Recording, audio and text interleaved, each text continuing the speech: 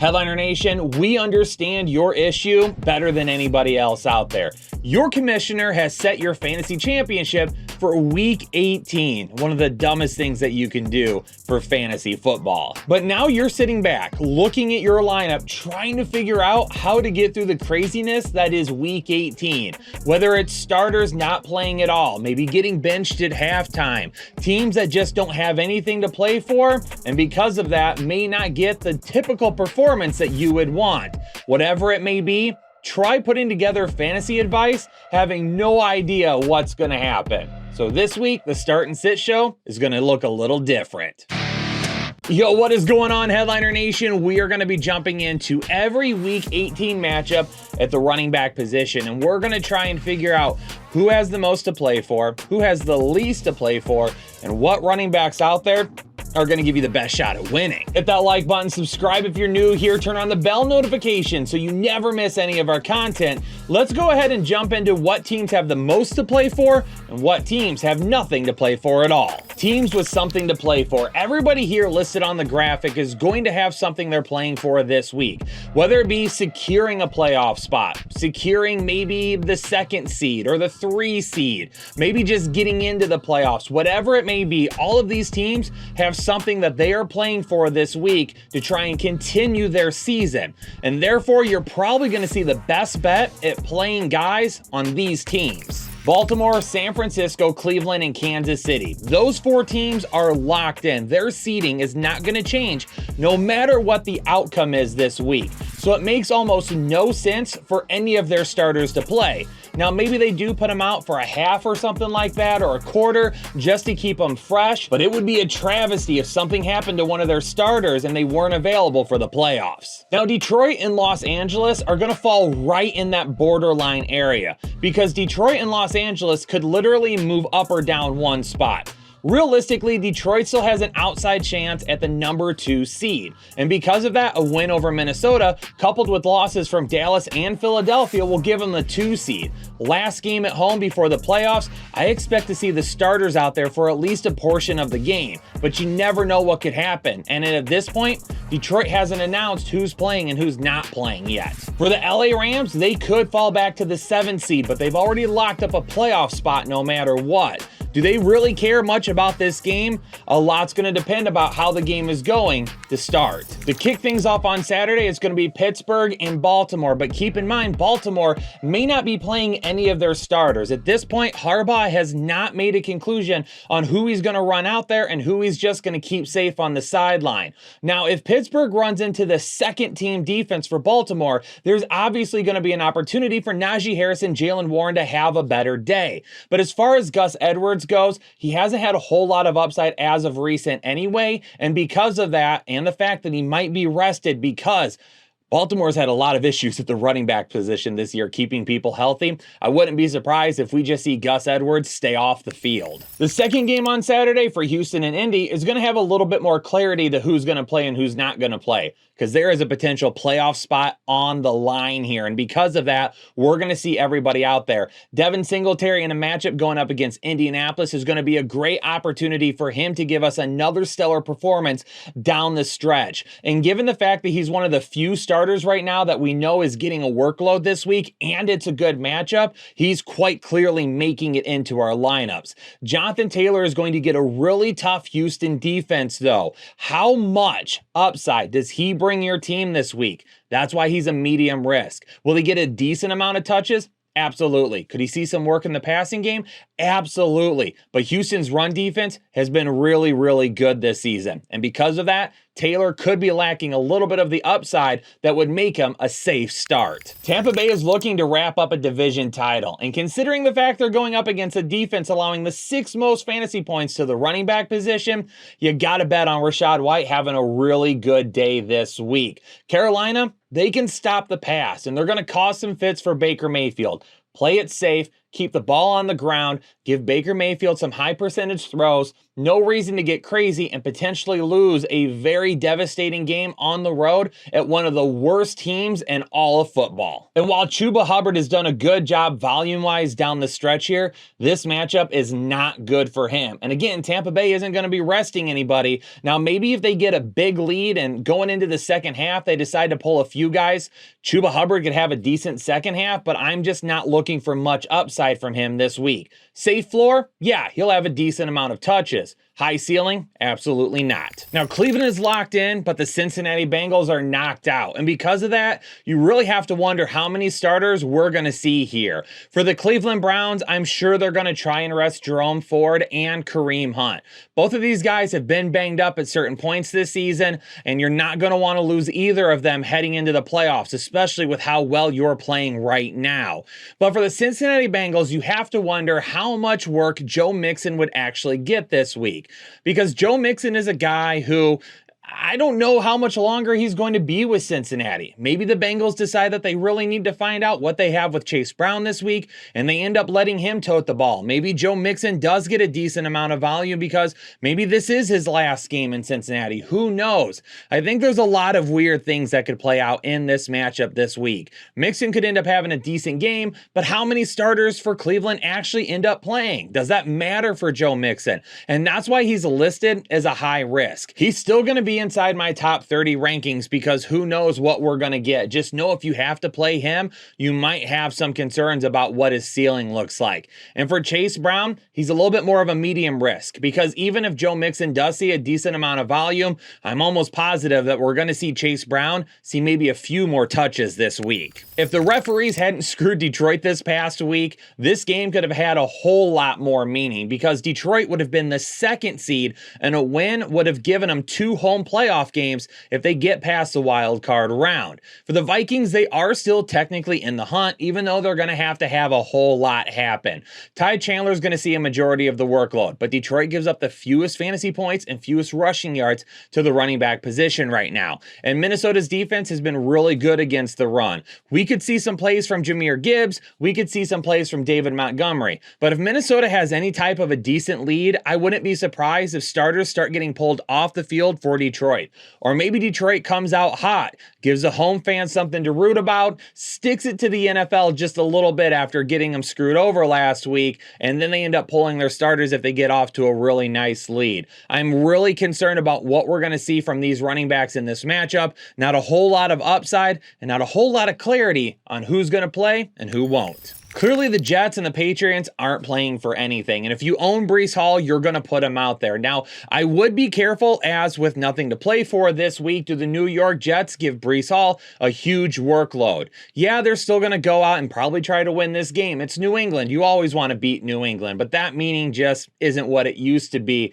given the state of the Patriots franchise. If you own Breece Hall, throw him in your lineup. Just know that you might not get a full game or a full workload for him. But we know that Breece Hall can break huge runs at any point in time or give you big plays in the passing game. But for Zeke Elliott, I do anticipate him seeing a pretty decent workload. He's on a 1-year deal. New England is going to end up playing him. I highly doubt Ramondre Stevenson ends up playing this week. I know the last couple of weeks, people have thought he may or may not come back. I just don't see it. There's no reason to risk it, and honestly, it does the Patriots no good to even win this football game. The only way that they might try to really go out there and put it to the New York Jets, if this is really Bill Belichick's final game and he wants to go out with a dub in New England. For Atlanta and New Orleans, you might as well put Bijan Robinson in red, right? We have no idea what we're going to be getting, but if you somehow manage to make it to week 18 with Bijan Robinson as one of your main running backs, kudos to you. But you're not really going to be able to set him because more than likely you don't have a whole lot of other options to go in there. We know he can have some big games. We know he can break some big plays. And we know Arthur Smith is also an idiot that will probably screw us all over. And for the New Orleans Saints, Alvin Kamara, I don't even know if he's going to play yet. I talked to Dr. Ethan Turner. The ankle injury didn't look great. He's not sure if he's going to play this week. And as of this recording, we haven't heard so yet. Jacksonville has had an up and down season. They've been injured all over the place. And here at the end of the year, they still have an opportunity to win the division. So we can expect Travis Etienne and the starters to be out there. Now, It's not the greatest matchup in the world. Tennessee has done a decent job against running backs at times this season, and Travis Etienne hasn't been the healthiest or best running back down the stretch here, but we know that he can still make big plays, and we know that he can still give us some decent upside. He's going to bring some risk just because, again, the up and down performances down the stretch are not going to feel great, but a top 5 running back that's definitely going to be playing here at the end of the season needs to find his way into our lineup. And for Tennessee, this could possibly be Derrick Henry's final home game with the club. And this is not going to be a great matchup. Jacksonville is tough to run against at times.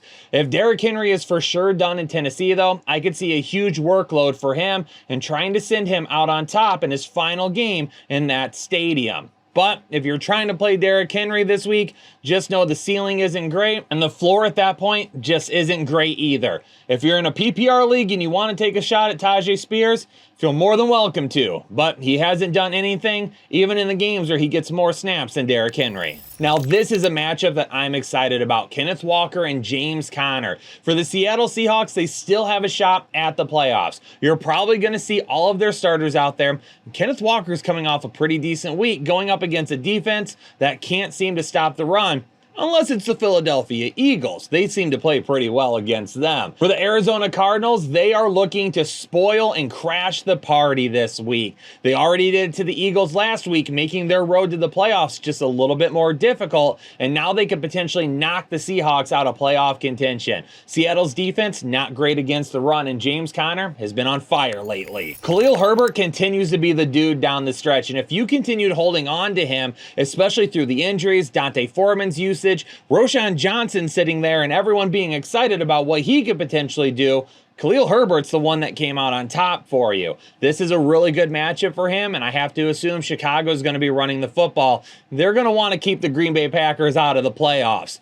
I like this matchup for Khalil Herbert. For Aaron Jones, the thing about the Bears is that they give up a ton of work in the passing game to running backs, but running backs can't seem to get going on the ground against them very much either. Now, we've seen some running backs here of recent have some better games against the Chicago Bears, but when I take a look at Aaron Jones and what he could do, there's a lot of risk involved. He's hot right now. He feels good. But are the points going to come through the ground game, or are they going to have to come in the air? That limits the upside. Kansas City's not going to have anything to play for this week either. And last week, Isaiah Pacheco was basically a game-time decision up until the night before. But Clyde Edwards-Helaire, who was expected to play during the week, became a surprise inactive the day of. So not really sure where the health lies for the running backs in KC right now. But I know for Kansas City to make a deep playoff run, it's Isaiah Pacheco that's going to need to stay healthy. And I could see him getting some touches in the first quarter just to stay fresh. But then after that, CEH taking the rest of the way.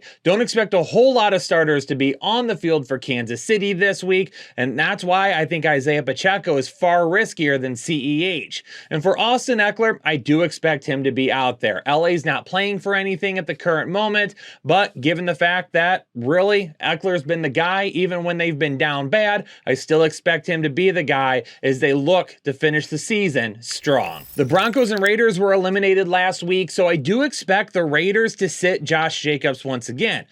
Let me rephrase that. I don't expect Josh Jacobs to play. I don't know if the Raiders will have too much of a decision there, but I wouldn't be surprised if Jacobs says there's real no reason for me to get out there this week. And we'll see Zamir White once again in a really nice matchup. Now, last week didn't go as we would have liked in an easy matchup against Indianapolis, but hopefully against Denver, he can get back on track and be a fantasy stud for us here in the last week of the season. If I got to go with anybody from Denver, it's going to be Javonte Williams. Now, I will give Jaleel McLaughlin a look if you're in like a PPR league or like a league where you play 2 flexes, something like that, where you're really having to dig deep for players. Because there's a decent opportunity he could see right around maybe 10 rushing attempts if the Broncos can play ahead of the Raiders. I don't necessarily think that's going to happen as the Raiders have been playing a lot better as of recent, but if you're down bad and you're looking to grasp at straws, maybe McLaughlin shows up for you. I may not expect a lot of upside for either player, but I do expect a decent amount of volume.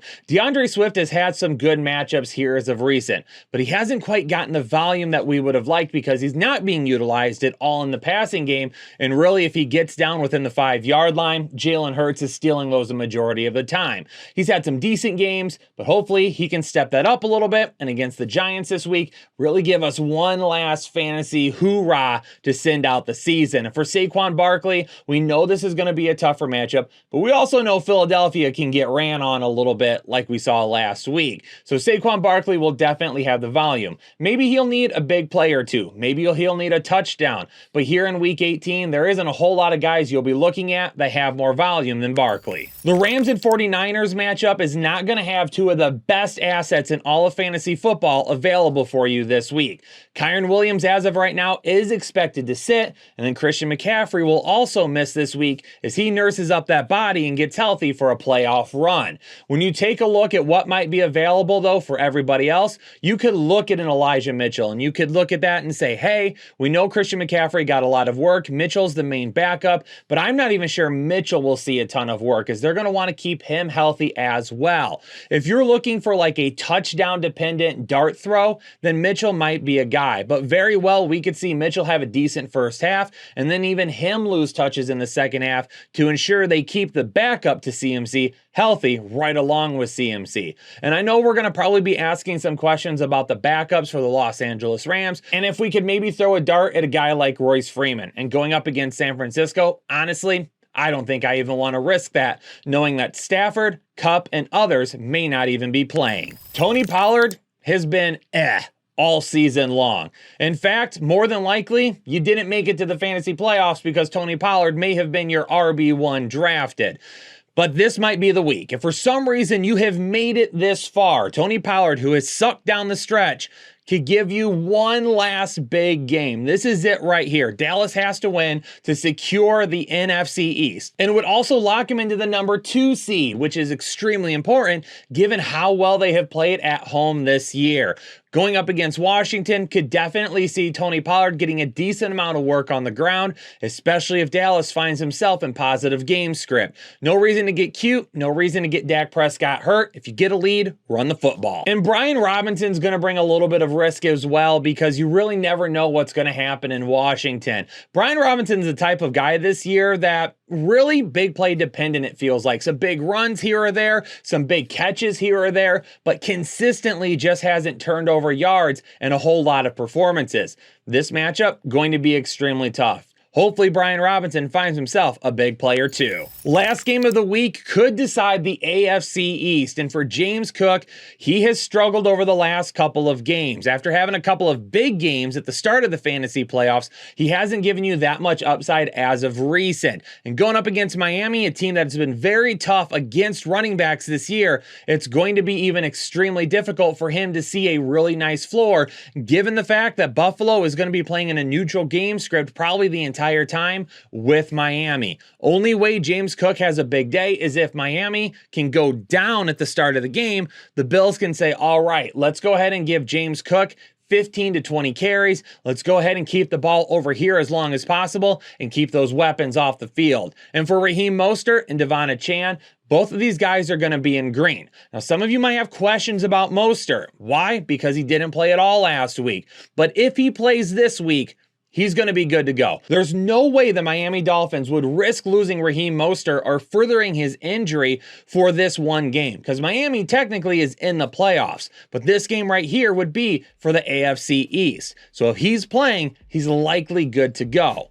But with Devon Achane, after the week that he had last week, I am willing to jump back on board against him, and I would rank Achane over Mostert. All right, and since it's week 18 and things are ever changing, we're kind of putting all of our analysis together, and that's the reason why I'm now going to run through my top 36 rankings with you at the running back position. And things are not going to be easy this week. So when I put together my rankings, which you can see the first 12 right now on the screen, I took a look at a couple of different things. Number one, what is is the upside and what is the floor of any given running back. I really trying to find the midpoint there, because while we need upside to win the week, we also want to find a decent floor of guys that are going to be playing and having the volume, which is the second portion of that. What guys do I feel like are going to be on the field the most this week? Even if there are some guys that I don't absolutely love, we got to have them in our starting lineup this week. And when you take a look at the rankings, you may see that I kind of tried to couple that upside with that floor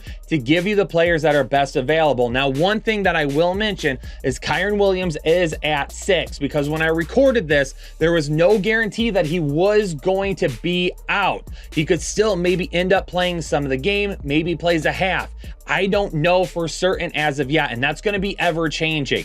So make sure that you continue to check back on these videos throughout the rest of the week, because if anything changes, we'll make sure that gets pinned in the comments, and we'll try to update you as the week goes on. Out of the top 12 though, Kyren Williams would be the main one. Obviously, if he only plays a half, he probably bumps down to kind of RB2 status for me. If he's out completely, then we would just remove him, and you'll know that later on. And 13 through 24, when you take a look at the guys that are here, a guy like Isaiah Pacheco will stand out for me, because similar to what I said about Kyren Williams, we'll go with Pacheco as well. What if we find ourselves in a situation where he only plays like maybe half the game? If that's the case, then he kind of falls in this area, because he could still have a decent first half worth of numbers for you. But if he gets pulled, obviously his ceiling starts to collapse at that point. Or maybe he does play the entire game, but he just sees less snaps. Until a lot of these teams make their plans known later in the week, it's going to be really hard to figure that out. And then 25 through 36 is going to include some guys that could absolutely move up as we hear about more people not playing this week. Like if Isaiah Pacheco sits down, CEH takes a huge leap. If we found out Joe Mixon isn't going to play a whole lot, Chase Brown would take a huge leap. Jerome Ford is a guy that could fall outside the top 36 altogether if he doesn't end up playing at all. So once again, when I'm trying to put together my top 36, it's going to be really difficult to hone everybody in right now, but I'll make sure to try and keep everybody updated throughout the week. And also for those of you that are members, we'll make sure to communicate with you in Discord to ensure that you also know what's going on as we find out people are playing or not. Well, Headliner Nation, there you have it. This week's show a little bit different. Went through my start and sit analysis for every matchup,